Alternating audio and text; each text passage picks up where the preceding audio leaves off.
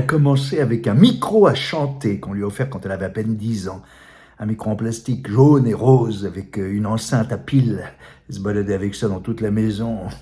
Elle aimait déjà chanter, mais il fallait qu'elle avance en même temps. Et oui, une façon d'aller de l'avant, quoi. Les défilés militaires à la télé, les Russes, ça lui plaisait bien aussi. Après, elle a fait majorette. Et c'est seulement en 2018, elle était encore au collège, mais elle a rejoint les lycéens pour une manifestation et ils l'ont tout de suite repéré, ils l'ont mis devant avec un porte-voix. Alors là, je peux vous dire, ça y allait. Elle n'est pas politique pour autant, notre fille, attention, hein, pas plus que nous d'ailleurs. Elle n'a pas d'opinion sur tous ces trucs-là, mais c'est une artiste, quoi.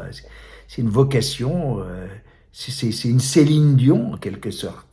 Et elle a trouvé son René, syndicaliste, mais enfin il l'aide à se mettre devant dans les manifs, quoi. C'est comme ça qu'on l'a vu sur FR3 Région, dans le reportage de soir au journal. On voyait qu'elle... et en même temps, il a raison, le René. Si elle veut être vue aussi au journal de TF1 puis de France 2, ben, il faut qu'elle aille manifester à Paris. Et du coup, ben, dès qu'il peut, il la monte à Paris. Il veut même lui faire enregistrer son premier disque avec que des chansons pour les cheminots, les éboueurs, les routiers, tout ça.